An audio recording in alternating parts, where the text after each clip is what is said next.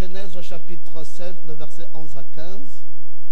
L'an 600 de la vie de Noé, le second mois, le 17e jour du mois, en ce jour-là, toutes les sources du grand abîme jaillirent et les écluses des cieux s'ouvrirent. La pluie tomba sur la terre 40 jours et 40 nuits. Ce même jour entrèrent dans l'arche Noé, Sem, Cam, Japheth, fils de Noé, la femme de Noé et les 3 femmes de ses fils avec eux. Eux et tous les animaux selon leur espèce, tout le bétail selon son espèce, tous les reptiles qui rampent sur la terre selon leur espèce, tous les oiseaux selon leur espèce, et tous les petits oiseaux, tout ce qui a des ailes. Ils entrèrent dans l'arche auprès de Noé, 2 à 2, de toute chair ayant souffle de vie. Amen. Veuillez vous asseoir tranquillement dans sa présence.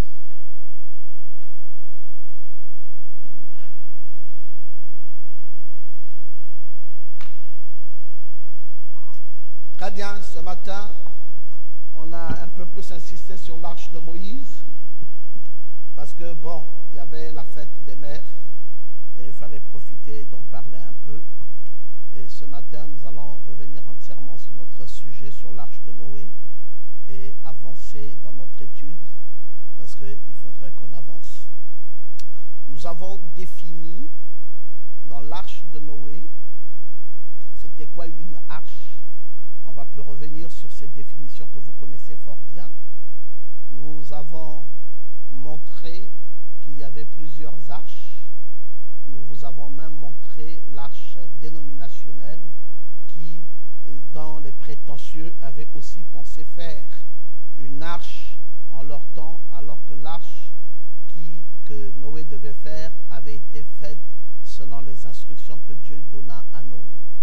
Nous vous avons montré ces différentes arches et nous vous avons parlé même de la façon dont ces arches avaient été bitumées de l'intérieur comme de l'extérieur avec de la poix. Nous vous avons parlé de ces choses et nous vous avons montré que cette arche de Moïse était bien une arche qui avait été faite par une femme, et laquelle femme est un 5e évangile. Et nous vous avons montré comment Frère Branham pense que notre foi, pour qu'elle soit réelle, elle doit partir de l'intérieur pour l'extérieur et jamais le contraire. Et nous vous avons montré toutes ces choses, comment Dieu demande cette religion qui part de l'intérieur pour l'extérieur. Et vous avez eu donc l'occasion d'avoir toutes ces citations, peut-être pas celle-ci qui est maintenant devant vous, mais ce sont des citations qui vont dans le même sens. Hein, ici, même dans le sceau de Dieu, Frère Branham va dire que chaque croyant a en lui une huile, il va dire une sainte huile, qui le maintient propre vis-à-vis des choses du monde. Il dit, si seulement nous pouvons prêcher un jour sur l'agneau et la colombe, le Saint-Esprit à l'intérieur du croyant le garde propre. Ce n'est pas à partir de l'extérieur qu'il se lave, mais cela vient de l'intérieur vers l'extérieur. Donc vous voyez, Frère Branham croyait ça absolument. Il croyait vraiment dans une religion qui partait du cœur, qui partait de l'intérieur, dans une conversion qui allait de l'intérieur pour l'extérieur et jamais le contraire. Et donc on a parlé de cette maman de Moïse, Jochebed, qui elle avait mis de la térébenthine autour de l'arche qu'elle avait bâtie pour Moïse, protégeant donc cet enfant. Et nous avons dit que cette térébenthine dégageait une très grande odeur et c'est ce qui faisait fuir les alligators de ce temps-là.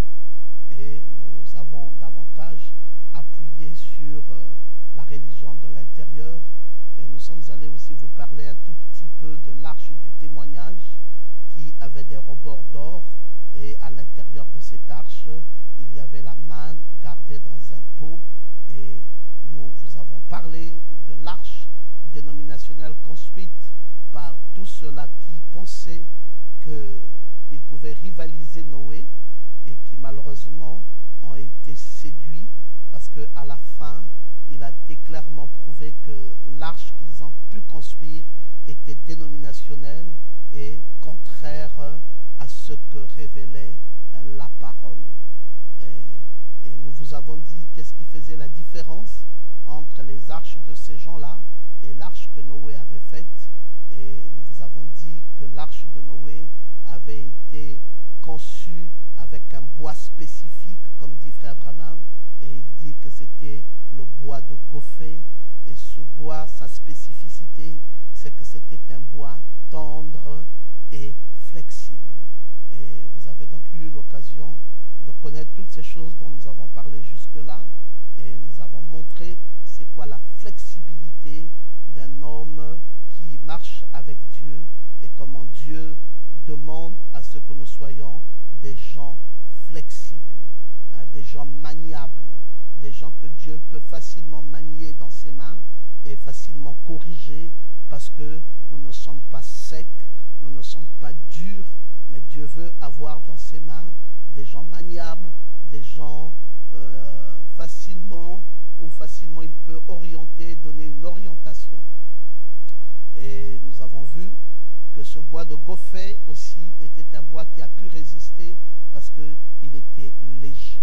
Donc il ne pouvait pas s'enfoncer très facilement dans l'eau parce qu'il ne pesait pas trop. Et nous avons donc vu le problème des hommes d'aujourd'hui, leur manque de sincérité, et ce qui fait qu'ils aient des problèmes, c'est parce qu'il y a beaucoup de brèches dans leur vie. Et nous avons vu qu'est-ce qu'il fallait donc faire dans cette arche pour éviter qu'il n'y ait des brèches. Alors il fallait induire l'arche de la poix. Et nous avons vu que cette poix qu'on devait enduire dans l'arche devait être faite au-dedans et au-dehors. Et nous avons perdu, enfin pas perdu, nous avons pris beaucoup de temps pour vous expliquer l'utilité d'avoir toujours cette double fraction d'enduit, aussi bien à l'extérieur qu'à l'intérieur. Et nous avons peut-être donné la définition que donne Frère Branham sur la poix. J'ai consulté un vieux dictionnaire, dit Frère Branham, et j'ai découvert ce que la poix signifiait. Il dit en grec, j'ai découvert que la poix signifiait une substance. Et il a dit comment on pouvait obtenir cette substance. Et ça, je vais quand même appuyer dessus. Il dit on l'extrayait d'un arbre en le martelant. Et il dit la substance qui sortait là, qu'on appelait la poix, était une résine. Et on l'extrayait en le martelant d'un arbre. Et ensuite, on prenait la résine qui venait, on la faisait bouillir et ensuite on la versait. C'est ce qui devenait de la poix. Donc vous voyez, c'était comme une forme de goudron, mais c'était une résine prise sur la base d'un arbre. Et parlant donc de l'arbre, Frère Branham va être un peu plus explicite en nous montrant quel est le phénomène qui s'est produit pendant qu'on était en train de construire l'arche de Noé. C'est que il y a un premier arbre ici qui est supposé être appelé le Seigneur Jésus. Et il y a un deuxième arbre ici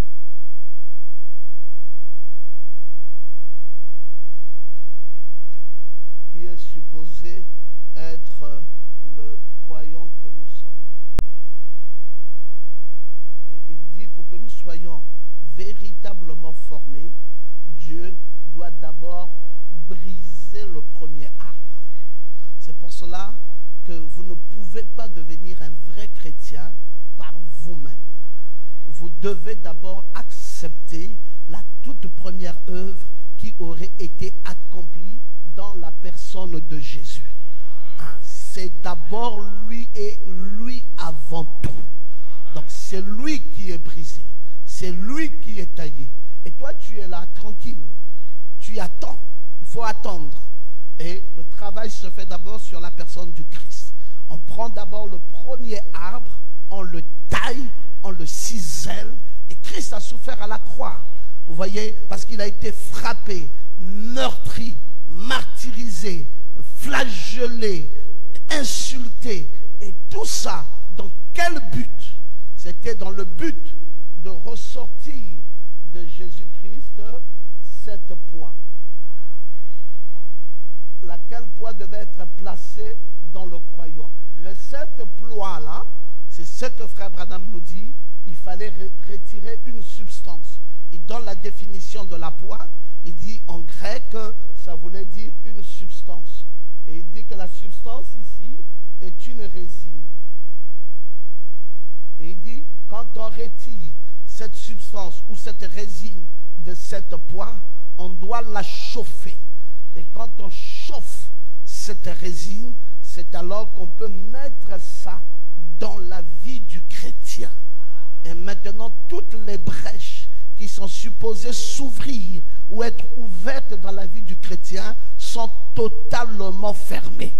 Mais que ce chrétien qui va recevoir la poix soit d'abord et avant tout un bois de goffet. Que ce chrétien soit un bois de goffet. On ne va pas mettre la poix là sur quelqu'un qui n'est pas un bois de goffet. Et pour qu'il soit un bois de goffet, il faut qu'il soit flexible. Il doit être flexible et il doit être tendre. J'ai suffisamment parlé sur cette question et vous savez son importance aujourd'hui. Parce que si vous ne pouvez pas devenir chrétien aussi longtemps que vous n'accepterez pas d'être taillé. Oui, oui, oui. Si quelqu'un dit, par exemple, je n'aime pas quand la parole m'indexe, je n'aime pas quand la parole pointe son doigt vers moi, ou je n'aime pas quand on me corrige. Si vous n'aimez pas la correction, alors la maison du Seigneur n'est pas la bienvenue pour vous. Parce que le chrétien, ce qui va le caractériser, c'est que tous les jours, il peut accepter d'être brisé, d'être tordu. Et Dieu fait comme bon lui semble. Il peut me prendre aujourd'hui, il me plie comme il veut, il me redresse comme il veut, il me donne l'orientation qu'il veut, il fait de moi tout ce qu'il veut. Et en tant que son fils, en tant que croyant, je n'ai pas le droit de résigner à la volonté de Dieu. Je me plie entièrement à ses exigences et je bénis son nom de ce qu'il fait de moi tout ce que bon lui semble. Et c'est ça. Donc quand vous êtes un bois de goffet, alors vous êtes flexible, vous êtes tendre et Dieu vous prend maintenant et il vous place dans son corps. Et là, pour que vous entrez dans ce corps, il va vous donner le baptême du Saint-Esprit. Et ce baptême du Saint-Esprit viendra par cette substance qu'on appelle la poix. Et cette poix doit être soutirée de Christ. C'est un arbre. Il faudrait qu'il soit soutiré d'un arbre. Et quand on va soutirer de cet arbre, l'arbre qui sera martyrisé, qui sera brisé, qui sera flagellé, dans lequel but la résine doit sortir. Et quand la résine est sortie, on la chauffe. Et après qu'elle soit bien chaude, on la verse maintenant sur vous, le croyant. Vous qui êtes déjà travaillé par la voie de la sanctification, vous qui êtes flexible, vous qui êtes aussi brisé, vous qui êtes aussi un autre bois. Donc c'est un bois sur un bois. Alors j'aime quand tu peux dire amen. Et à ce moment-là, tu deviens donc un très bon chrétien. Donc vous voyez, c'est ce que Frère Branham est en train de dire ici, que j'ai découvert ce que la poix signifiait. Et il dit une chose, une substance. Mais comment ils obtenaient la poix? Il dit ils l'extrayaient d'un autre arbre en le martelant. Et c'était comme une résine. Il l'extrayait en le martelant et il la faisait bouillir ensuite. Et ensuite, il la versait et ça devenait l'appoint. Et il dit, ce bois, oh, qu'est-ce qui s'est passé?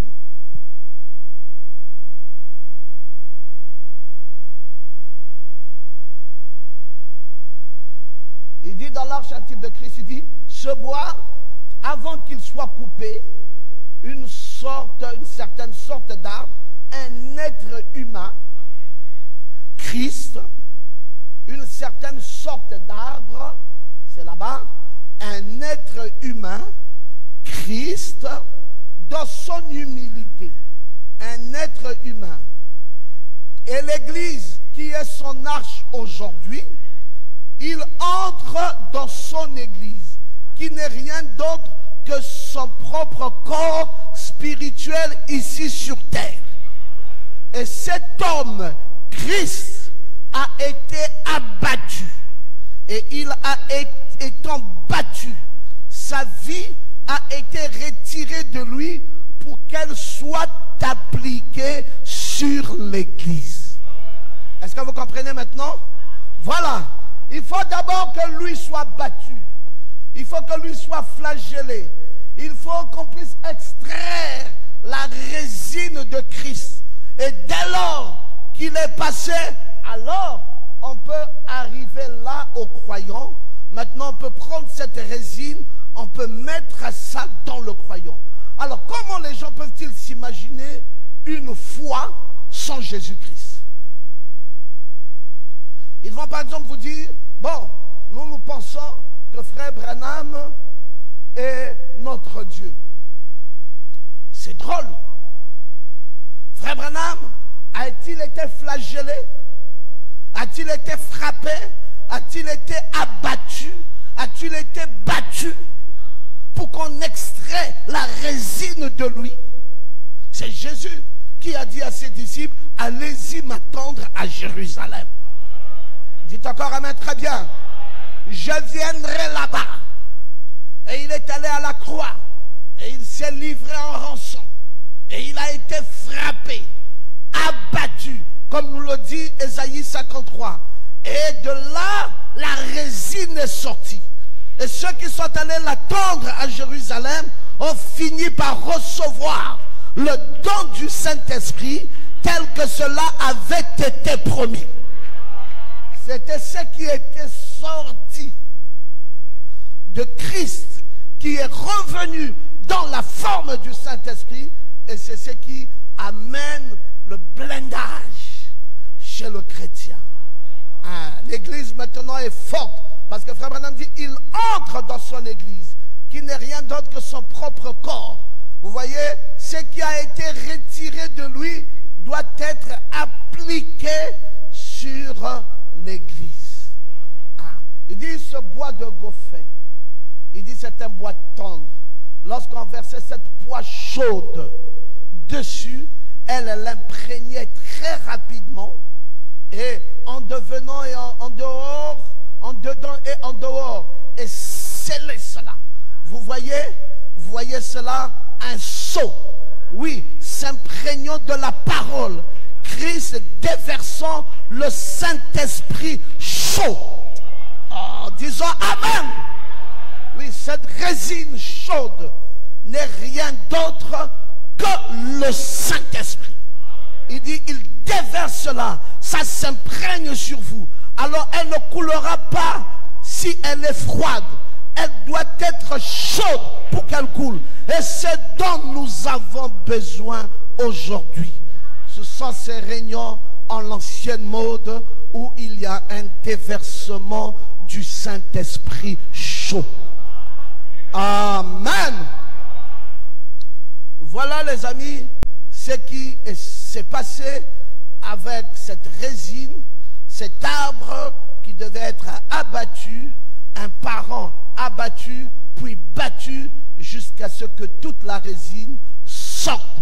Et cette résine versée sur l'autre arbre qui était abattu pour le préserver. Donc vous voyez, un arbre est battu et un autre arbre est aussi battu pour recevoir la même résine.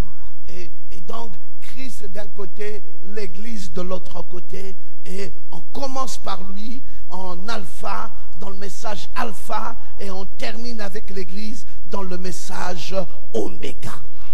Et c'est toujours comme ça. C'est le même Christ, c'est le même soleil levant, et c'est lui qui vient dans ce soleil couchant. C'est le même Christ, c'est le même ministère, le ministère du Fils de l'homme. Et donc on va verser cette poix dessus, on va apprêter ce bois de gopher tendre, et ça va pénétrer. Et Frère Branham dit que ça pénètre de part en part. De part en part. Et ça finit par vous rendre compact comme de l'acier. Donc quand le Saint-Esprit va rentrer dans ta vie, il n'y a pas un compartiment où tu diras, le Saint-Esprit ne peut pas rentrer dans ce compartiment-ci. Je peux le laisser entrer ici, mais ici, là, je ne le laisserai pas entrer. Tu as menti. Si le Saint-Esprit vient dans ta vie, il va se glisser partout. Il va entrer partout, dans tous les compartiments de ta vie. Oui, si tu as un peu d'orgueil, le Saint-Esprit va briser cet orgueil. Si tu as un peu de fierté en toi, le Saint-Esprit va briser cette fierté. Pour que tu deviennes un homme naturel, que tu deviennes un homme normal, que tu deviennes un homme vrai. Et quand tu vas devenir un chrétien, tu vas devenir un chrétien vrai. On ne retrouvera plus en toi la moindre petite substance d'orgueil. Oui, parce que les gens pensent que quand le Saint-Esprit va venir dans leur vie, le Saint-Esprit viendra les mettre à l'abri des femmes, à l'abri de la cigarette et à l'abri de, je ne sais pas, peut-être du vol. Non. Lisez quand Frère Branham parle de Marie de Magdala. Frère Branham dit que cette Marie de Magdala avait 7 démons. Et il dit dans les 7 démons que Marie de Magdala avait, il commence à les citer pêle-mêle. Il dit parmi ces démons-là qui étaient dans Marie de Magdala, il y avait un démon de l'orgueil. Il y avait un démon de la fierté. Oui, parfois, vous dites que non, moi je ne sors plus avec les femmes. Mais vérifie ta vie sur un autre compartiment.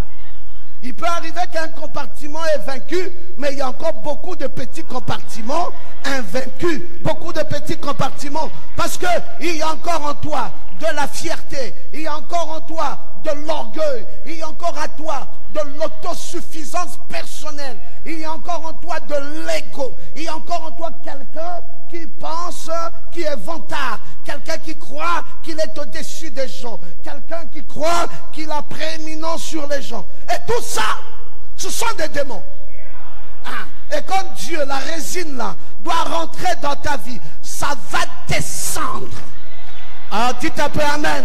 Ça va descendre dans tous les petits compartiments de ta vie.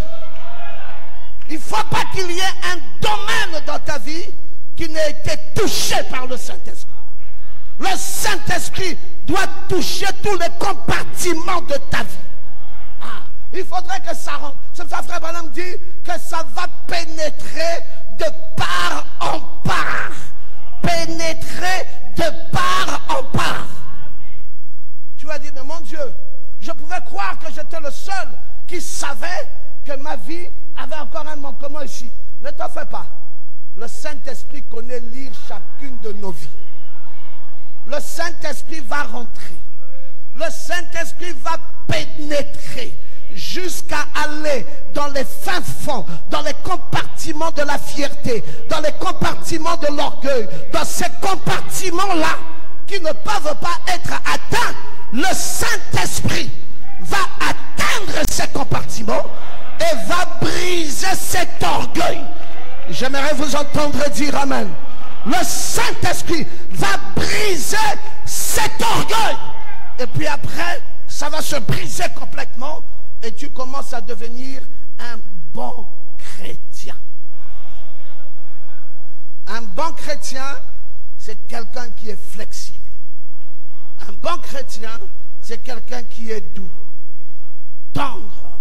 Un bon chrétien, c'est aussi celui-là qui a laissé le Saint-Esprit prendre le plein contrôle de sa vie. Est-ce que vous avez dit amen à ça? Très bien. Maintenant, vous comprenez bien?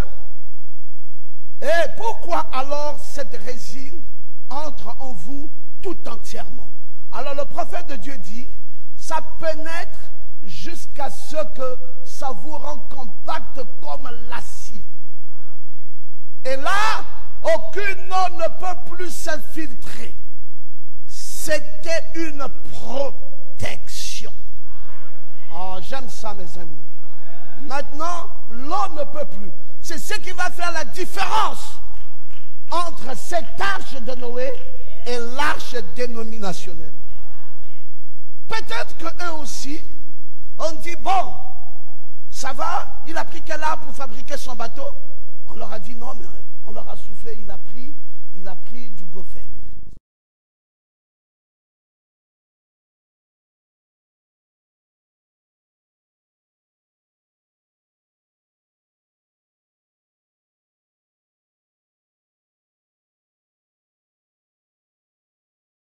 Les mêmes matières utilisées, apparemment c'est bien. Donc ça va tenir.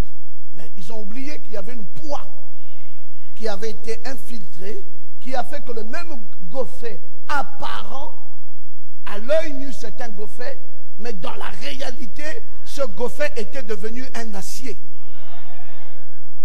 À cause de la poix qui avait été mise à l'intérieur. Donc vous le voyez apparemment gopher, mais à l'intérieur acier. Donc l'eau ne peut plus trouver d'infiltration possible. Oh, j'aime quand on peut dire amen à ça. Alors l'eau ne peut plus s'infiltrer. Et là, ceux qui sont dans l'arche sont désormais dans une sécurité. Vous voyez ce mystère de cette arche.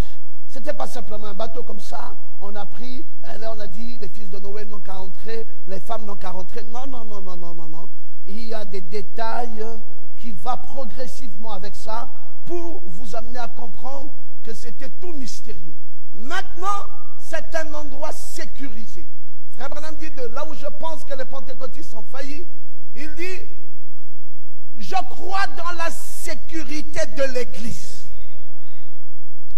Je crois que l'Église a la sécurité. Si vous êtes dans l'Église, vous êtes sécurisé par l'Église. Aussi longtemps que vous êtes dans l'Église, demeurez-y. Ne soyez pas errants, ballottés par toutes choses. Est-ce qu'on peut dire amen? Bon, moi je crois que c'est Jésus-Christ qui me protège. Mais ici, Frère Branham dit que si vous êtes dans l'Église, c'est l'Église qui vous protège. Et il dit, ne soyez donc pas ballottés. Ne soyez pas ballottés. Et pourtant, c'est Jésus qui vous protège toujours. Ce n'est pas exclu que ce soit Jésus, votre protecteur. Mais ce Jésus énormorphé, qui hier existait sur la forme de Jésus de Nazareth, aujourd'hui existe sous la forme de son Église. C'est le même Dieu qui en alpha était la personne de Jésus Hoffman, en oméga est la personne de l'épouse. C'est le même. Est-ce que vous dites amen? Il a été ici en alpha et il est ici en oméga.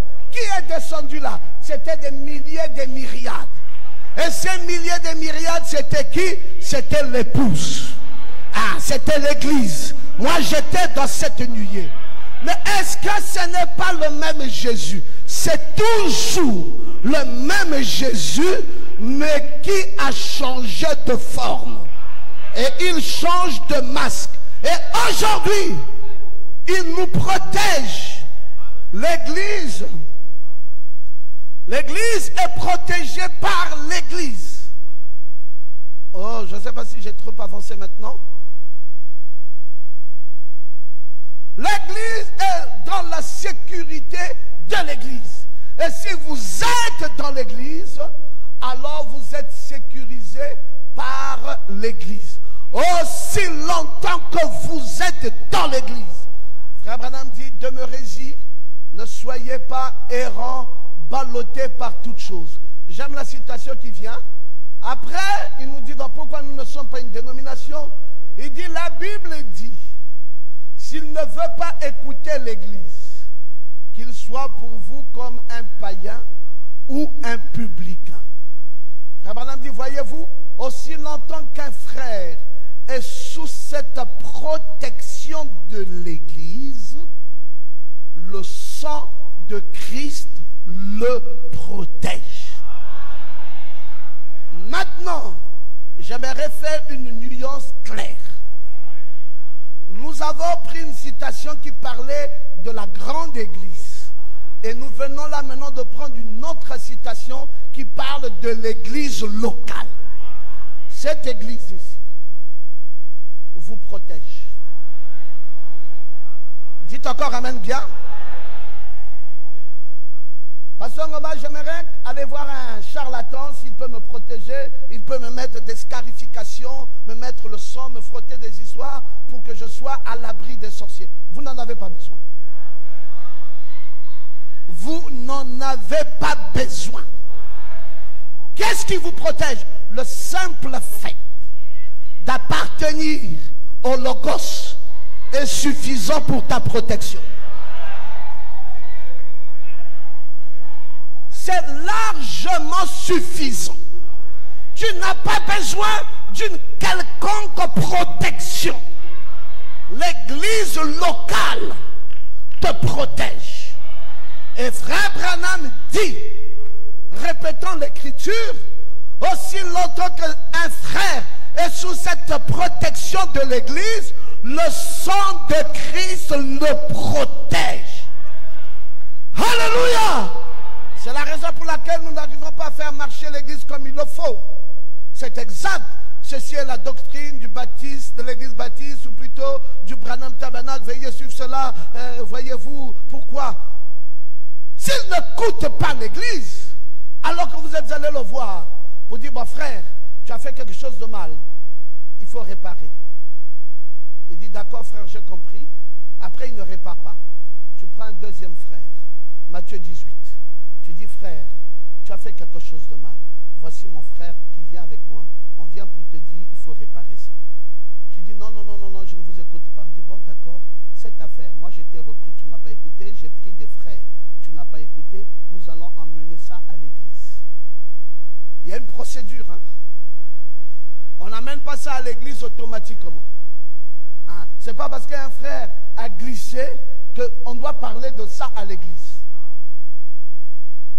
Si un frère tombe, si toi tu l'as vu, tu vas le voir individuellement. Tu dis, sœur, j'ai vu que tu es tombée et tout ça, qu'est-ce que tu penses? Il dit, oui frère, vraiment je regrette ça, c'est une erreur dans ma vie, j'ai réparé, j'ai pleuré, Dieu, c'est fini, ça s'arrête là. Nous, on n'a plus besoin d'écouter ça. Le frère a arrangé ou la sœur a arrangé, ça s'arrête là entre vous. Ça n'a pas besoin de venir à l'église. Maintenant, si après ça, le bien-aimé refuse, il s'entête et tu observes, il continue dessus, tu prends deux autres personnes et vous allez le voir. Vous réparez, dit frère, la fois passée, souviens-toi, il y a fait peut-être un mois ou deux, je suis venu te voir pour te raconter comment ta vie là n'était pas bonne. Et je t'ai dit, ne continue plus dans ça. Tu ne m'as pas écouté. Là, j'ai amené déjà deuxième témoin ou troisième témoin. Ça veut dire que nous sommes en train de suivre la procédure sur toi. Il dit, d'accord, j'ai compris, frère, pardonnez-moi, vraiment, je me répands. Je sais passer un démon, chasser ce démon dans ma vie. Gloire à Dieu. Mais il dit, non, moi, en tout cas, de toutes les façons, amenez ça là où vous voulez. Ok. On vient maintenant dire au pasteur. On dit, papa, l'affaire n'est plus à notre niveau, c'est maintenant à toi de gérer. ce bien-aimé, nous l'avons averti plusieurs fois, il n'a pas voulu écouter, nous avons suivi la procédure, il n'a pas voulu écouter. Vous alors décidez. Le pasteur va dire, bon d'accord, il va vérifier, c'est vrai que cette affaire-là existe. Il va dire aux frères à l'église, devant l'église, il dit, nous avons, frère un tel, levez-vous, sœur un tel, levez-vous. Vous avez été suffisamment avertis par des frères de ne plus continuer dans cette démarche. Et vous ne comprenez pas toujours. Qu'est-ce que vous décidez? Vous repentir, on prie pour vous, ou vous voulez vous entêter de vivre dans le mal? Le frère dit, je veux continuer à vivre dans le mal. On dit, d'accord, église, mettons-nous debout. On se met tous debout. On dit, Seigneur Jésus, nous enlevons ce frère de la protection de l'église. Ah, mes frères, ne jouez pas avec ça. Nous l'enlevons sous la protection de l'église. Ça veut dire que nous le livrons au diable. Satan, tu peux t'en servir comme tu veux et comme tu comprends, parce que ce frère bien-aimé n'est plus sous le sang. Et puis, on a fini une prière. Ce n'est pas fait avec de la haine. Hein? Ce n'est pas fait comme si c'était un règlement de compte. C'est quelque chose qui se fait avec l'amour. Dites encore amen bien. Il y a l'amour, il y a la joie, il y a la vie. On traite avec le frère calmement, sans aucune haine. Et puis, on a libéré le frère. Quand il sort de l'église, vous savez, il y en a qui se moquent même. Il dit, bon, vous avez dit que vous m'avez livré, votre église là, votre soi-disant église. Il paraîtrait que vous m'avez excommunié, il paraîtrait que vous m'avez livré à Satan. Mais qu'est-ce qui m'est arrivé? Rien ne m'est arrivé. Oui, frère, fais la grande gueule comme tu veux. Aussi longtemps que Dieu est Dieu, il te rattrapera. Dieu ne te rattrape pas le même jour. Parfois, il peut te laisser encore le temps. C'est comme une prolongation. Rien ne t'arrive. Tu penses que le jugement n'est pas sous ta tête. Il y a un charbon de feu sur toi. Mais tu ne le sais pas. Et tu avances, rien ne t'arrive. Et un jour, c'est comme un dernier carrefour. Il va utiliser peut-être un petit enfant pour te parler. Pour dire, mais toi tu partais à l'église, pourquoi tu fais maintenant comme ça? Pourquoi tu bois? Pourquoi tu fais ça? Est-ce que tu penses que c'est bien? Et c'est parfois ce dernier avertissement-là qui va passer par le biais d'un petit enfant que tu vas insulter, qui va dire, fous le camp, va régler les problèmes de tes parents. Et puis l'enfant va partir tout bonnement le lendemain matin, coincé dans un accident, le coup est parti de l'autre côté. Ah,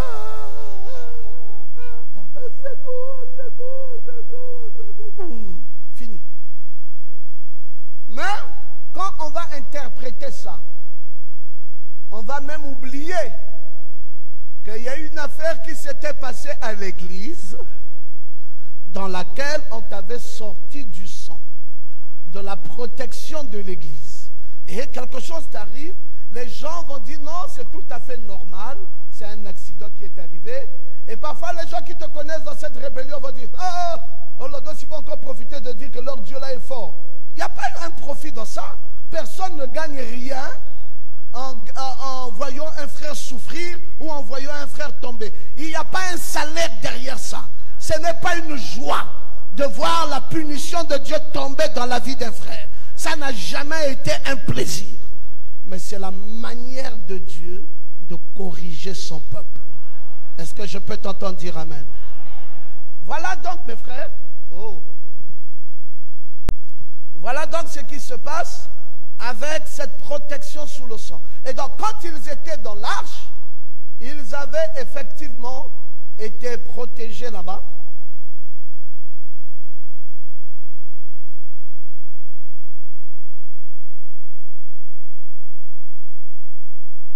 Ils avaient été protégés dans cette arche. Je vais remonter peut-être que moi-même je peux.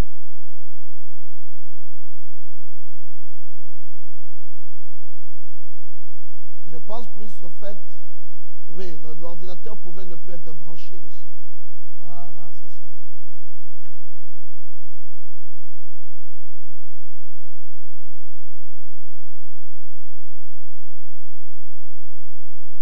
Ils étaient donc dans l'arche, on va aller très rapidement. Et ils pensaient donc dans le fait d'être protégés dans cette arche où les eaux ne pouvaient plus venir et ils étaient vraiment blindés là-bas. Et Frère Branham est en train de nous dire du fait qu'ils aient été blindés dans cette arche. Donc vous voyez, nous étions dans cette citation-ci et nous sommes passés dans celle-là où on nous parle du Saint-Esprit qui, bien entendu, nous couvre et nous protège, et ils étaient blindés. Et voilà, nous sommes dans le même type d'esprit.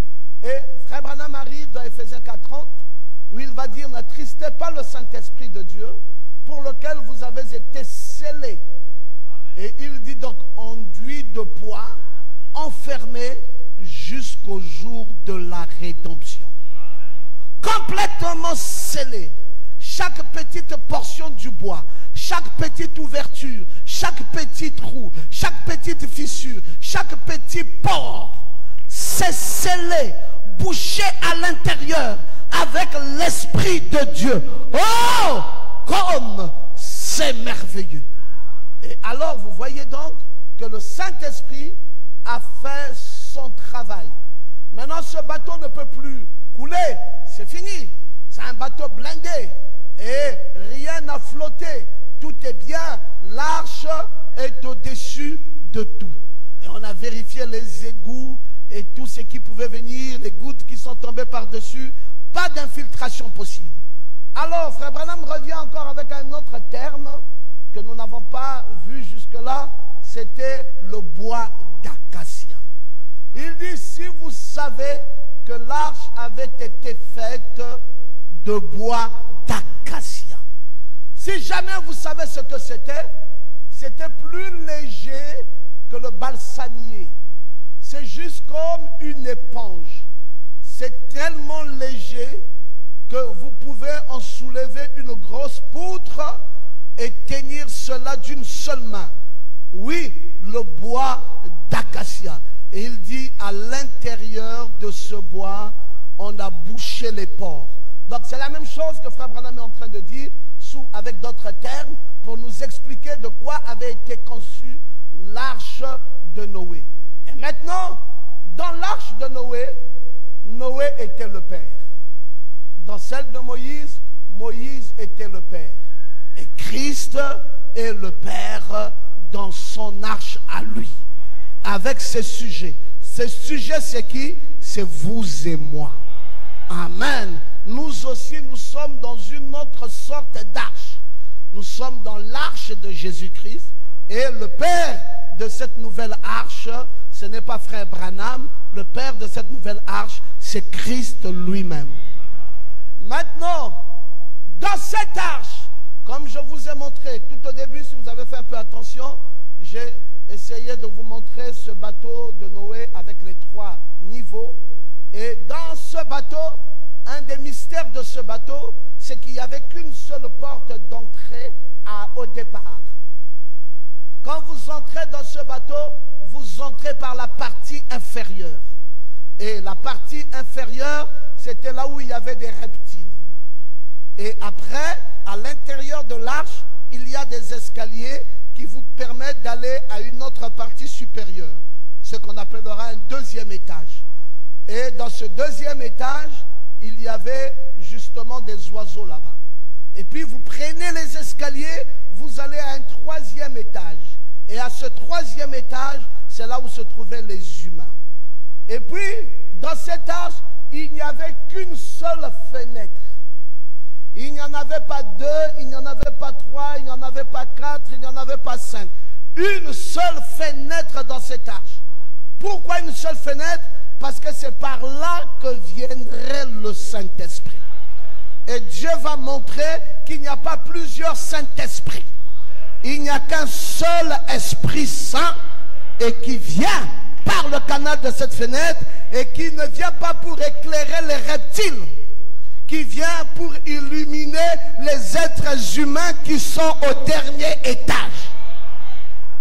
Frère Branham nous dit cela sur les ailes d'une colombe blanche. Il dit l'arche était construite d'une manière à ce qu'une fois à l'intérieur, comme il n'y avait qu'une seule fenêtre et qu'elle se trouvait juste au sommet, on ne pouvait pas regarder de côté. On ne pouvait pas regarder ailleurs que droit en haut. C'est ainsi que l'arche, Jésus-Christ, vous ne pouvez pas regarder le voisin. Vous ne pouvez pas regarder rien d'autre que Christ. Et quand vous êtes dans l'arche, parce qu'il n'y a qu'une seule sorte, il est cette porte dont nous parlions ce matin. Vous devez continuer à regarder en haut, car celui qui a mis la main à la charrue et qui même se détourne pour regarder en arrière n'est pas digne de labourer. Donc une seule fenêtre, une seule porte. Et donc tous ces oiseaux-là sont passés par là. Ces reptiles sont passés par là. Pourquoi une seule porte? Parce que Jésus, Jean va nous l'enseigner, que Jésus est la porte de la bergerie. Et en Orient, comment ça se faisait? Il y avait une grande bergerie et il y avait une porte. Quand le berger faisait rentrer le bétail ou le troupeau, les agneaux, les brebis à l'intérieur, dès lors qu'ils étaient restés la journée entière à l'extérieur, broutant de l'herbe, trouvant de quoi manger, le soir arrivait, le berger ordonnait que les brebis entrent dans la bergerie. Et une fois que les brebis étaient rentrées dans la bergerie, le berger se tenait à la porte de la bergerie. Ça veut dire, plus personne n'a droit d'entrer.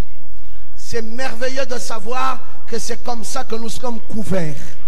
C'est comme ça que nous sommes protégés. Alors, comment peux-tu penser que le diable peut trouver une occasion d'entrer pour te détruire? Voilà pourquoi, mes frères, quand vous voyez un chrétien qui a peur des sorciers, sachez qu'il n'est pas chrétien. Il n'est pas chrétien. Il y a une chose qui est certaine, c'est qu'en tant que chrétien, aucun sorcier au monde ne peut te toucher. Mais c'est Jésus qui est à la porte. Mes frères, quand il se tient là et qu'il t'a fait rentrer dans la bergerie, lui-même est à la porte. Quel est le loup ravisseur? Pour m'atteindre à l'intérieur, il faut traverser Jésus. Et si tu n'as pas la capacité de traverser Jésus, tu ne pourras jamais m'atteindre.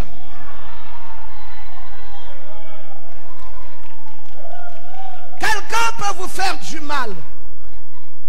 Il peut décider de prendre un marteau à votre inattention. Il vous frappe le marteau, vous vous blessez, vous tombez, vous pouvez crever. Ça peut arriver. Mais mystiquement, frère, mystiquement, je fais quoi donc à l'église? Frère, si, depuis que je suis dans l'église, Dieu là ne peut pas me protéger, je fais quoi à l'église? Je perds mon temps avec un Dieu qui n'est même pas capable de me protéger. Même un sorcier peut me bouffer. Donc le sorcier devient plus fort que mon Dieu. Je fais quoi moi à l'église? Que je rétrograde, que j'aille dans le monde.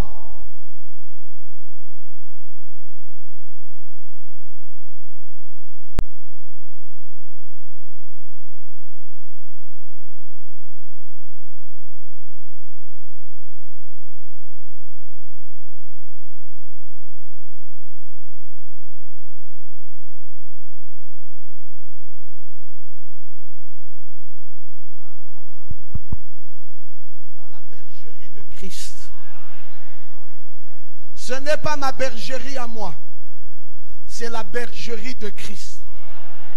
Et celui qui se tient debout devant cette bergerie s'appelle le Seigneur Jésus-Christ. Et comme c'est le Seigneur Jésus-Christ, aucun sorcier, soit-il le plus fort des sorciers du Gabon, ne peut traverser cette porte. Et ta vie est en sécurité. Sois en paix. Même si la tante là qui est sorcière, elle a décidé de déménager, de venir habiter dans ton quartier, dis-la bienvenue tante. Même si elle décide de venir habiter dans ta maison, dis-la bienvenue tante. Frère, il se passera une chose ou l'autre. Soit le lendemain matin, elle va fuir, soit elle va confesser, elle va se convertir.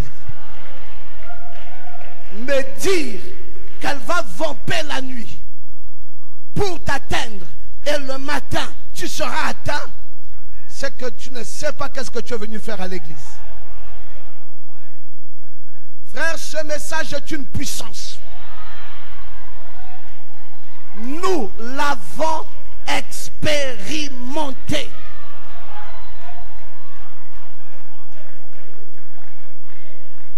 J'aime un christianisme vrai. J'aime parler d'un Dieu vrai. Je n'aimerais jamais parler d'un Dieu que je ne connais pas. J'ai expérimenté plus d'une fois ce que c'est que le vampirisme devant la puissance de Dieu. Alléluia!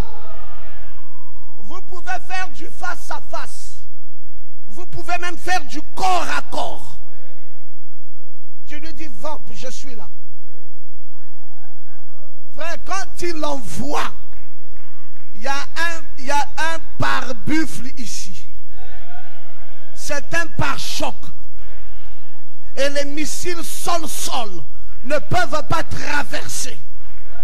Vous êtes, il y a un rempart, il y a une protection. Et ça ne peut jamais, en aucun cas, vous atteindre. Alléluia! Voilà la beauté de mon christianisme. Vous allez m'inviter à une nuit de prière. Dites-moi que ça soit la nuit d'action de grâce. Mais que ça ne soit pas une nuit où de 18h à 6h du matin, je suis en train de combattre contre les sorciers.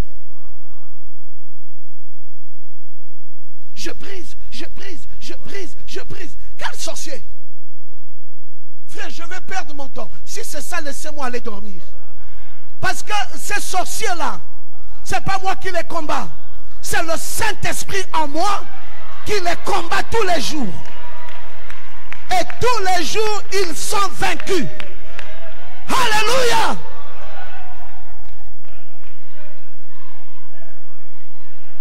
Oh, pasteur, faites attention, tel frère est sorcier.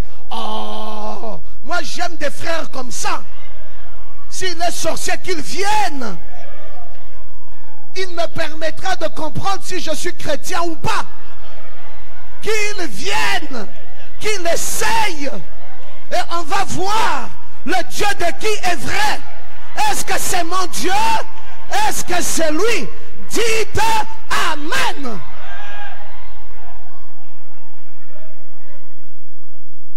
Est-ce que je peux vous entendre dire Amen? Dites Amen à ça. Par comment le sorcier va-t-il passer? Par comment le sorcier va-t-il trouver l'occasion de s'infiltrer? Je suis blindé.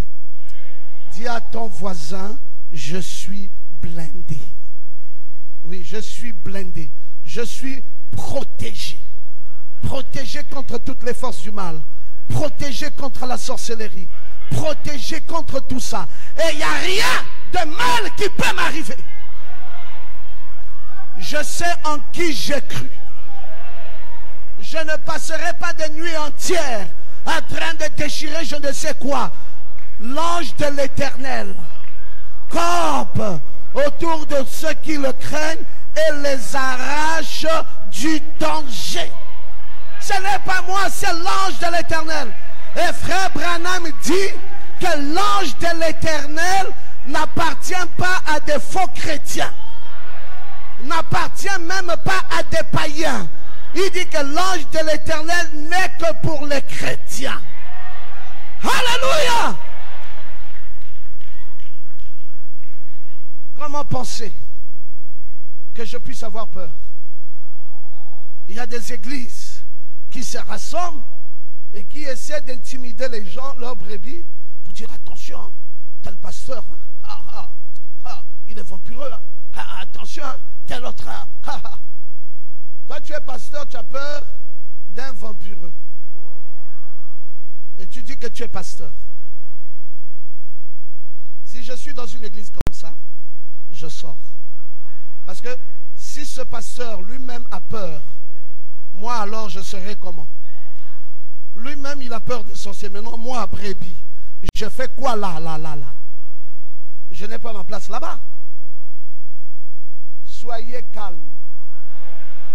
Tenez-vous tranquille. Et sachez que je suis Dieu. Alléluia. Voilà mes frères. Noé s'est installé dans l'arche. Nous l'avons dit, il était rentré le 17e jour du mois de mai. Il est entré à l'étage inférieur, là où il y avait des reptiles, au deuxième niveau de la sanctification, les oiseaux, et au troisième niveau où se trouvaient les hommes, et là où venait le baptême de l'Esprit Saint. Frère Branham va nous donner d'autres dates, mais il va conforter la date du 17 mai. Nous allons lire le prophète après, donc il nous raconte cette citation que nous l'avons bien, et il dit ici dans un procès, nous apprenons que le 10 mai, le matin, il est entré dans l'arche. Et la porte fut fermée après lui et personne ne pouvait l'ouvrir. Comme nous sommes dans une étude, il est bien que je vous fasse dégager tous ces petits points pour que demain, si vous tombez dans une pareille citation, vous ne puissiez pas dire, mais attends, mais le pasteur avait beaucoup insisté sur le 17, mais qu'en est-il de ce que frère Branham m'avait dit ici sur le 10? Non, non, non, ce sont tous ces ombres que vous devez relayer. Alors, frère Branham, nous sommes ici dans un message qu'il prêche le procès. Et ensuite, il prêche un lundi 27 avril. Et ensuite, un dimanche 19, donc dans la même fourchette de temps, dans les mêmes semaines, frère Branham dit, la porte s'est fermée juste en face de moi et j'étais scellé à l'intérieur, parlant de Noé. Qu'arrivera-t-il? J'ai gravi les escaliers que j'avais construits. Je suis allé au sommet. J'ai ouvert la fenêtre et je pouvais les entendre dehors. Monsieur l'incrédule qui est assis là, et monsieur le sceptique, et monsieur l'impatient. Il dit qu'il y avait trois types de personnes là-bas dehors. Il y avait monsieur l'incrédule, et il y avait monsieur le sceptique, et il y avait monsieur l'impatient. Qu'est-il donc arrivé? Il s'est pris lui-même à son propre piège, parlant de Noé le critiquant. Et je me suis dit qu'assurément, la pluie tomberait en ce moment-là. Et le jour où je suis rentré, c'était le 27. 3 points de suspension. Ou plutôt le 17 mai. La porte s'était fermée devant moi. Alors frère Branham a insisté sur le 17. Et c'est pour cela que nous nous retenons le 17. Et quand nous revenons à la Bible aussi confirme que c'est le 17e jour. Est-ce que quelqu'un peut-il dire Amen? Donc oubliez la date du 10 mai et retenez cette date qui est justifiée aussi bien par la Bible que par le prophète et insistée par le prophète. Alors maintenant, nous sommes dans l'entrée dans l'arche. Noé vit entrer les lions. Il vit entrer les léopards. Et le prophète de Dieu dit 2 à 2. Oh, j'aime quand vous pouvez dire amen à ça. Et je peux entendre tout le monde dire, montez-y, toi saint exalté, avec tes animaux puants. Vous voyez, et il criait, montez-y avec toutes ces bêtes drôles et puantes, si tu le veux. Mais vous voyez, il n'est pas resté avec les bêtes puantes. Il a juste continué à monter jusqu'à arriver au sommet. Et Dieu a fermé la porte. Et là, Frère Branham va encore nous dire, en effet, il était entré le 17 février cette fois-ci. Alléluia! Et la foi de Noé a été mise à l'épreuve. Oh, mais vous savez quoi? Il n'a pas plu pendant 7 jours. Bon, nous retenons une chose qui est importante là. C'est que quand il rentrait, c'était avec les bêtes puantes. Et le prophète de Dieu nous révèle un détail important. C'est qu'il n'est pas simplement resté avec les bêtes puantes, mais il a continué à monter. La première bête puante, c'est quoi? C'est ton corps. C'est ton corps. Ce corps-ci, c'est le corps animal. C'est ça l'animalité. C'est ici où ça sent le péché. C'est ici où ça sent mal. Mais il y a une manière de briser ça. C'est de monter. Que je t'entends de dire amen. Tu dois monter. Ne reste pas au même niveau. Non, la foi n'est pas faite pour qu'aujourd'hui tu es là, demain on te retrouve au même niveau, après-demain tu es au même niveau. Non, si tu es chrétien, tu dois retenir une chose, c'est que tu deviens chrétien, tu commences à monter. Tu montes. Dis, je monte. Voilà, tu dois monter. Et tu dois monter dans la foi. Tu ne peux pas garder le même niveau que hier. S'il y avait un péché que tu n'arrivais pas à vaincre, tu dois tout faire pour vaincre ce péché. Et une fois que tu as vaincu ce péché, tu prends une autre marche. Tu es un peu plus haut. Ne t'en fais pas. Ça ne veut pas dire que le diable ne va pas t'attaquer. Il viendra à nouveau t'attaquer. Parce que tu es dans cette charpente. Tu es encore dans cette charpente de chair. Alors, quand tu dois monter, qu'est-ce que tu fais monter? Tu ne fais pas monter cette charpente de chair. Sinon, tu deviens un vrai païen. Si tu dois faire monter la charpente de chair, tu deviens un vrai païen. Mais, étant dans une charpente puante, étant dans un corps animal, étant façonné dans l'animalité, il y a une chose qui est importante, c'est celle qui se trouve à l'intérieur de toi. Et ce qui est à l'intérieur de toi doit grandir. Spirituellement parlant, il doit y avoir une croissance dans ta foi, une croissance dans ton expérience de chrétien, un développement en tant que fils de Dieu. Tu dois monter. Alléluia! Ne gardez pas le même niveau. Ne gardez pas le même emplacement. Avancez dans la foi.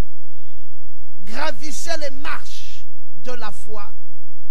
Développez-vous. Devenez plus fort. Devenez plus chrétien. Devenez plus vrai. Devenez plus engagé. Que je vous entende dire amen. Plus engagé, plus vrai, plus chrétien. Et quand le diable s'approche de toi, il se rend compte que tu n'as plus le même niveau spirituel. Et si hier, il pouvait se jouer de toi, Maintenant, il te craindra. Parce que tu deviens une bombe atomique dans la foi. Et donc, Noé, c'est ce qu'il a fait.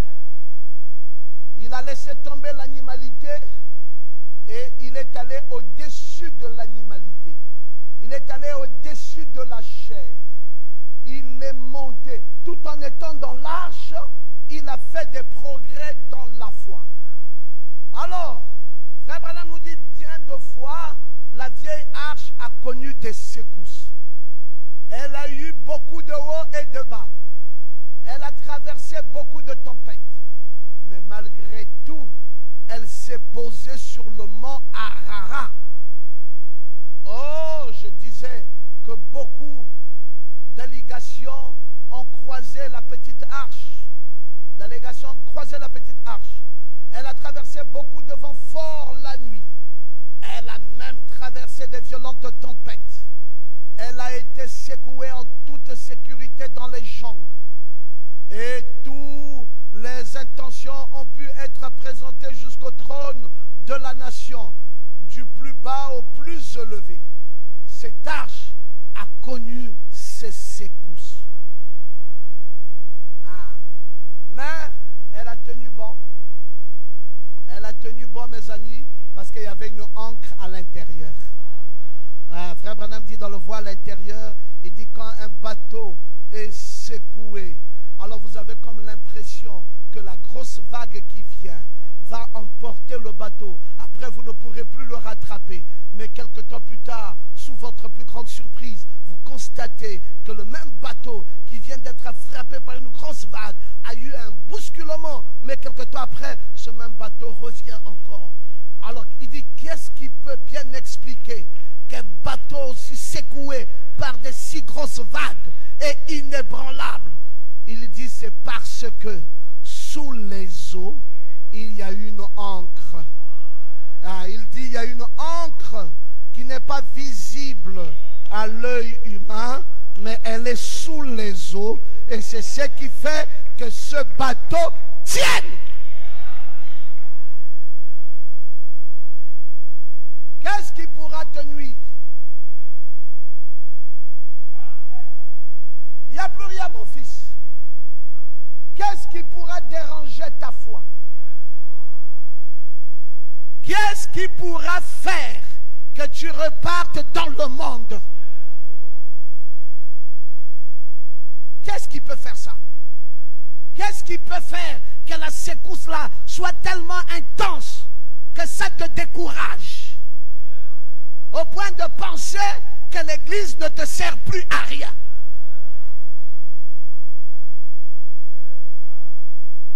Qu'est-ce qui peut faire ça? Il y a une encre en bas. C'est cette encre-là qui garde ta foi. Les secousses viennent. Le ballottement peut venir. Les choses peuvent aller dans tous les sens. Il y a une encre en bas. Quand vous voyez quelqu'un qui ne peut plus tenir longtemps, quand vous voyez quelqu'un qui vous dit, ah, je suis épuisé, ah, je suis fatigué, il n'y a pas une encre. S'il y avait une encre sous les eaux, on ne se fatiguerait pas. Mes amis, vous avez fait 5 ans dans la foi, vous dites, merci Seigneur, j'ai connu beaucoup d'épreuves, j'ai résisté 5 ans dans la foi. Vous n'avez pas encore rien fait. Avancez un peu à la 10e année. Vous avez fait 10 ans, vous dites, oh, gloire à Dieu. Vous n'avez rien fait. Allez-y jusqu'à 20 ans. Continuez à aller. Il y a des expériences que vous n'avez pas encore rencontrées jusqu'à ce soir. Mais c'est à venir. Alléluia. Mais tout ce qui peut venir, tout ce qui était déjà venu, et tout ce qui est là ne peut plus ébranler ma foi. À cause de quoi? Qu'est-ce qui peut vous donner une telle assurance? L'encre. L'encre est sous les eaux. L'encre tient bon. Et celui qui était dans l'arche pouvez dire, je n'ai pas peur de tout ça. Je n'ai même pas peur de tous ces vents. Je n'ai peur de rien. Je sais que je tiendrai bon. Et frère Branham est en train de nous expliquer. Oh, nous aimons un prophète. Vous voyez mes frères, quand je suis en train d'enseigner, je suis en train de dire, frère Branham a dit ici, frère Branham a dit ici, frère Branham a dit ici, frère Branham a dit ici. Et vous allez voir qu'il y a une série de messages qui doivent s'agencer pour construire l'image de notre étude. Donc si vous ne savez pas agencer cela, vous ne pourrez pas construire l'image d'un enseignement. Un enseignement, il vient comme ça parfois de façon brutale, mais après, il faut le reconstruire. Il faut le reconstruire.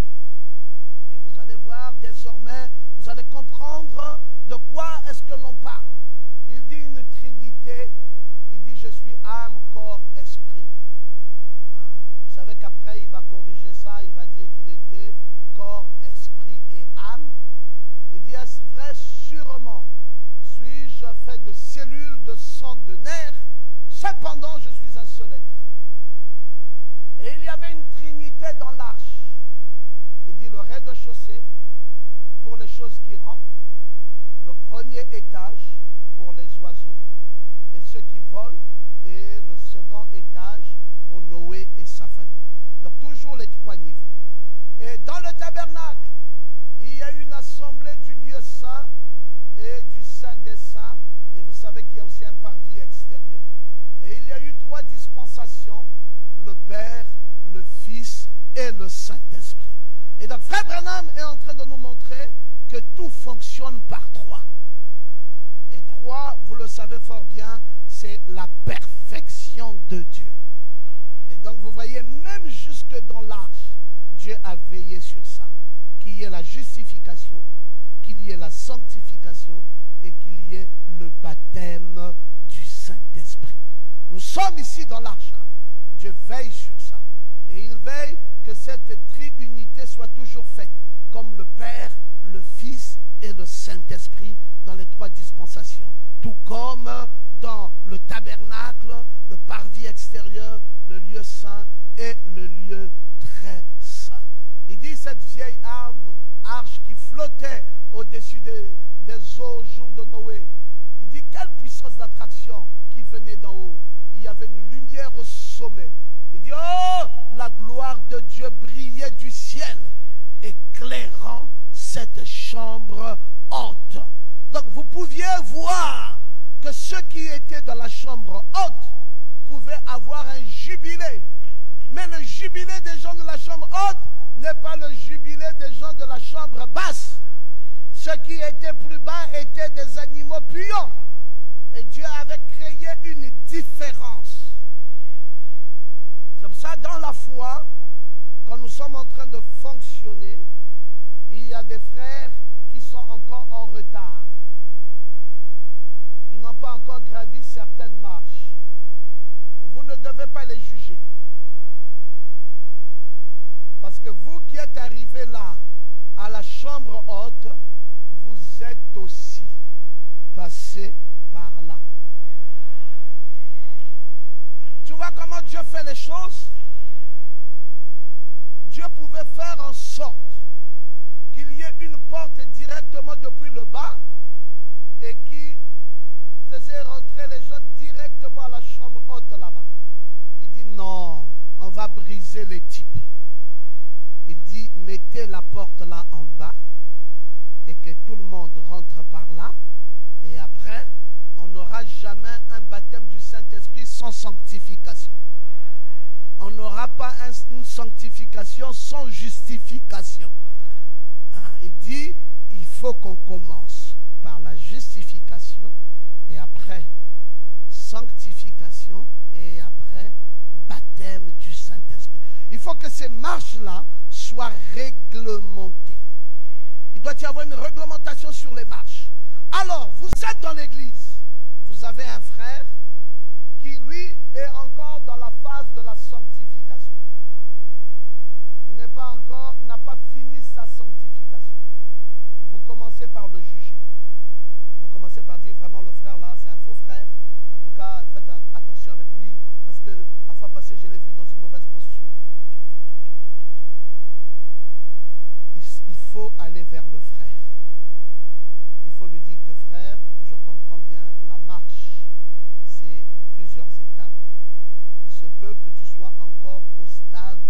la sanctification, je vais t'aider. Tu as besoin d'une aide d'un frère qui est déjà parvenu au sommet. Tu as besoin que je te donne la main d'association et que je t'attire. Plutôt que de rester là, dans la chambre puante, je veux te sortir de là pour t'amener dans une chambre plus haute. Mais ça se fait avec amour. Ça ne se fait pas en jugeant les gens. Bon, maintenant, il peut aussi arriver que ça soit un ancien frère. Ah, ça va vous surprendre. Hein?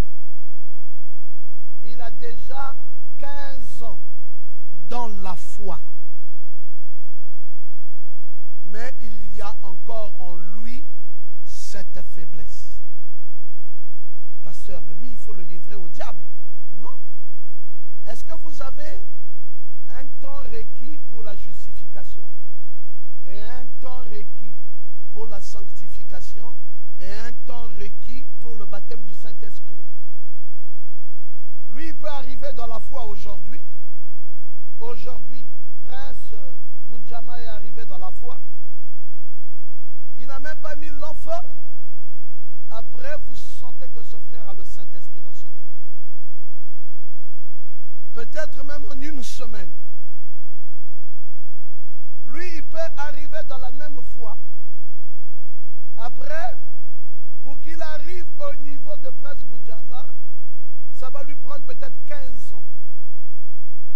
Vous allez dire, mais pourquoi ça? Mais parce que ça dépend de comment Dieu va traiter avec chacun. C'est la question qui nous a été posée entre l'argile et le potier. L'argile peut-il dire au potier, toi potier, j'aimerais que tu me tailles comme ceci, j'aimerais que tu me fasses comme cela. L'argile n'a pas de mot. C'est au potier de décider de ce que lui-même fait de son argile. Donc la sanctification n'est pas relative à un temps. Mais elle est répugnante. Pourquoi est-ce qu'elle est répugnante? Parce qu'il y a des odeurs puantes dans l'animalité. Et c'est cela que les gens redoutent. On va dire, mais c'est pas possible. Mais regardez ce frère, mais regardez son témoignage. Mais ça sent mauvais. Oui, ça sent mauvais. Mais Dieu a demandé à Noé de passer par là. Dites un peu Amen. Il a demandé de ne pas faire autrement. Ne va pas prendre un décollage et tu arrives là-bas. Non, passe par là. La sanctification, là, asseyez-vous, n'est pas une affaire d'un jour. Parfois, ça peut prendre beaucoup de temps. Ça dépend de Dieu lui-même. Ça dépend de comment Dieu traite avec chacun d'entre nous. C'est pour cela, dans la foi, il faut être patient les uns vis-à-vis des autres. Et mettez beaucoup plus en avant-plan l'amour. Soyez patient. Ah, pasteur, je vais être patient avec lui jusqu'à quand? Non, le frère l'a fait exprès. Il ne veut pas vivre la parole. Pasteur, vous êtes dans le compromis. En tout cas, si c'était moi le pasteur de cette église, je l'aurais chassé. Ah, c'est bien beau de dire ça. Hein? Si on pouvait faire de toi pasteur, on verrait comment tu chasserais les gens. Un pasteur, c'est avant tout un bœuf de l'attelage. Si tu n'es pas patient, un jour quelqu'un m'a acculé comme ça pour dire, mais pasteur, vraiment ça là, si tu pouvais chasser. J'ai dit, bon écoutez, mettons-nous d'abord entre toi et moi. Tu as oublié, je vais te rappeler. Regarde telle date, regarde ce que tu avais fait. Regarde telle date, ce que tu avais fait. Je t'avais chassé. Il est resté là, il dit, toi tu es brebis, tu as oublié. Mais moi, je n'ai pas oublié.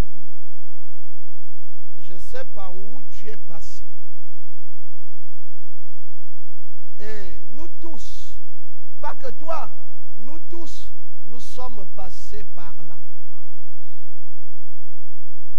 Dieu a été patient.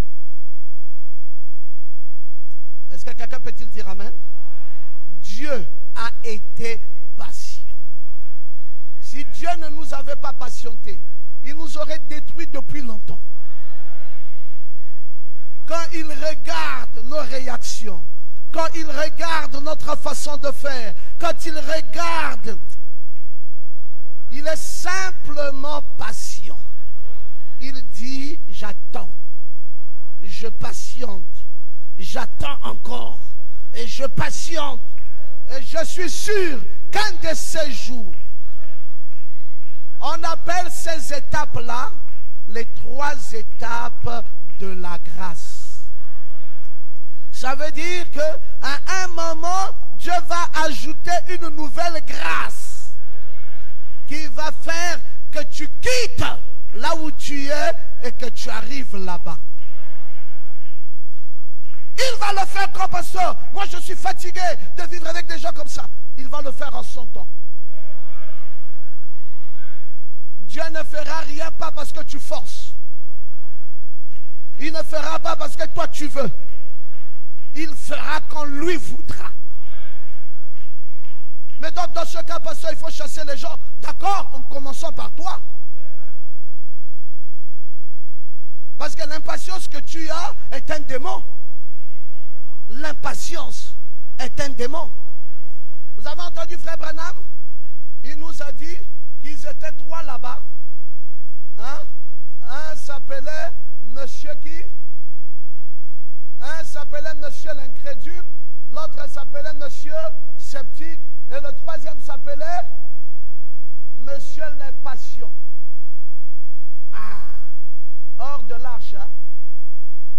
Ça le grattait. Il dit, mais attends, ils ont dit qu'il va pleuvoir, il ne pleut pas. Hein, ce Noé-là, il est en train de souffrir dans la chaleur avec des bêtes pillantes. Mais il n'avait qu'à casser la caisse là et finir avec ça. Frère Branham dit, ce monsieur n'était que monsieur l'impatient. Il ne savait pas que Dieu devrait agir en son temps. Le temps de Dieu, mes frères, c'est une grande leçon pour la vie. Le temps de Dieu est une très grande leçon pour la vie. Et vous allez voir que donc, pendant que les hommes et les femmes s'adonnaient au loisir, oui, nous sommes là, au loisir dans le péché, Noé avait un évangile fantastique qu'il prêchait. Il appelait les gens à se réfugier dans l'arche. Abraham dit un glorieux évangile, faire entrer les gens dans l'arche qui est Jésus-Christ. Et il leur a dit, nous irons dans la gloire, naviguant au-dessus des vagues. C'était formidable, mes frères. Et cette arche, maintenant, vous ne vous en doutez pas, c'était Christ. C'est Christ qui se tient entre nous et la mort. Je crois que l'étoile matin paraîtra, elle éclairera le chemin dans les vallées de l'ombre de la mort. Le Saint-Esprit étendra 2 ailes luisantes en travers du Jourdain, emportant nos âmes fatiguées vers un pays meilleur. Et cette arche est Christ. Abraham dit qu'il se tient entre nous et la mort. Parce qu'en bas là, c'était la mort. Nous, nous étions là et l'arche était au milieu, protégeant Noé, sa femme, ses 3 fils et les 3 belles-filles. Comme c'est important de mettre Jésus au milieu. Frère, tu veux faire quoi? Tu veux aller quelque part? Prends Jésus. Ne l'oublie jamais. Tu veux faire un projet? Prends Jésus. Ne l'oublie jamais. Tu veux entreprendre quelque chose? Prends Jésus. Ne l'oublie jamais. Ne manquez jamais de savoir que tout ce que vous faites, si Jésus n'y est pas, c'est un échec. Si vous voulez réussir dans ce que vous entreprenez, Jésus doit être au centre. Oh, On ne peut rien faire sans lui.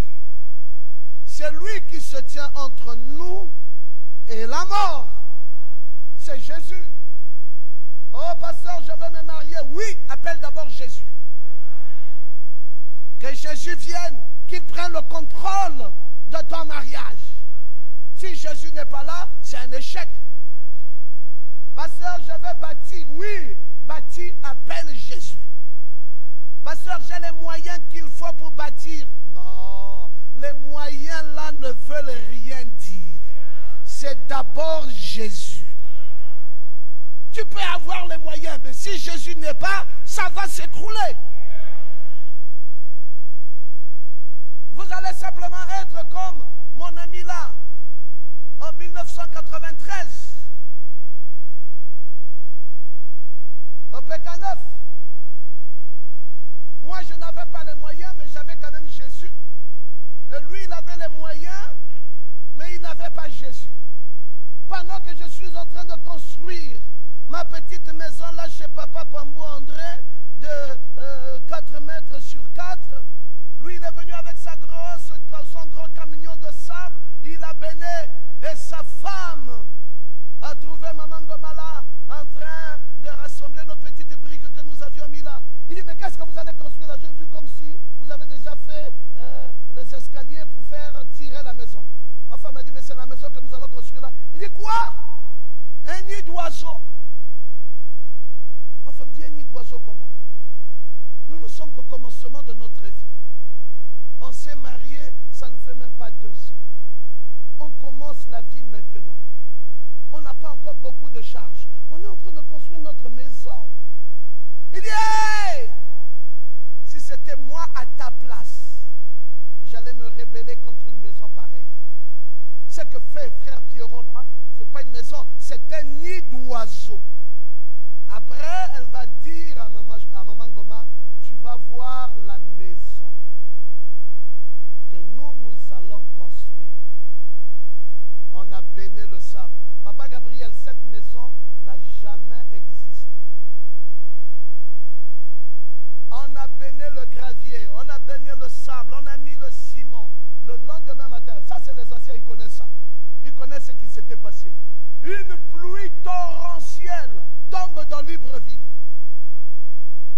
et dégage là où il y avait le sable terrain de Papa Moueli, est devenu la route de l'eau. L'eau est passée là-bas comme un courant, comme un fleuve. A tout transporté le lendemain matin.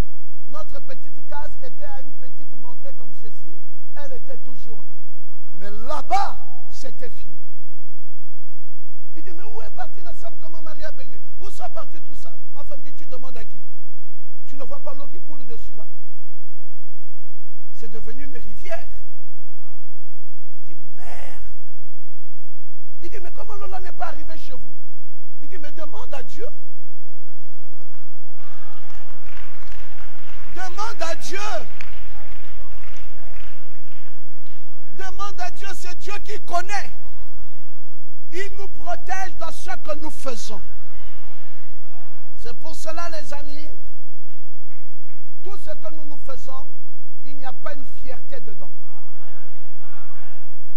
Il n'y a pas une ombre de besoins charnels dedans. Ce que nous faisons, nous voulons que Jésus soit glorifié. Quand tu veux te marier, que ton mariage soit une évangélisation. Si tu veux construire une maison, que ta maison soit une évangélisation. Si tu veux acheter une voiture, que cette voiture soit source d'une évangélisation. Mettez d'abord Dieu à l'intérieur. Si Dieu est là, ça va aller. Si Dieu n'est pas là, ça a échoué avant d'avoir commencé. Christ est cette arche. Il se tient entre nous et la mort. C'est Christ qui nous protège. Oh, nous allons bientôt finir. C'est lui qui nous protège. Qu'est-ce que nous allons faire d'autre, les amis? Nous ne pouvons rien.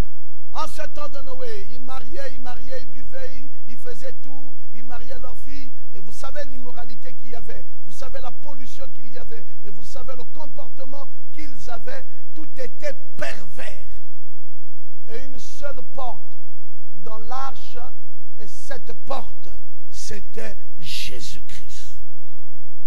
Alors vous avez tout compris désormais, et vous savez que vous ne ferez plus rien sans lui. Dites encore amen à ça. Un projet, dites on va prier. Et faites le projet, dites Seigneur, nous te recommandons. Prends le contrôle du projet.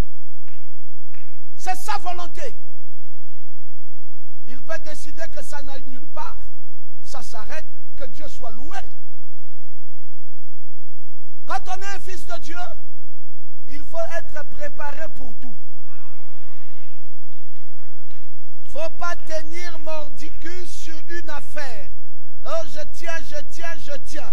Non! Tu as une voiture, bénis Dieu.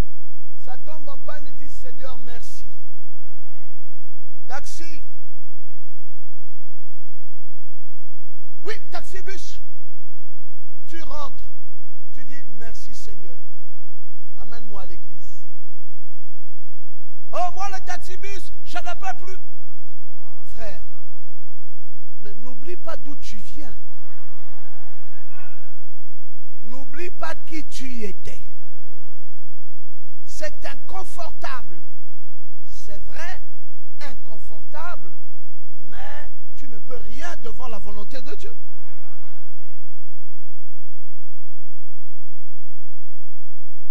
Un grand type, il peut tomber malade, mourir. Un petit peut être en forme et faire des merveilles. La souveraineté de Dieu, l'amour de Dieu. Et tout ce que nous allons faire dans l'arche, Dieu. M'asseoir là, Dieu. Ce que je fais là, Dieu. Je monte là par la grâce de Dieu. Je deviens un bon chrétien là, la grâce de Dieu. Tout c'est la grâce de Dieu. Que Dieu vous bénisse.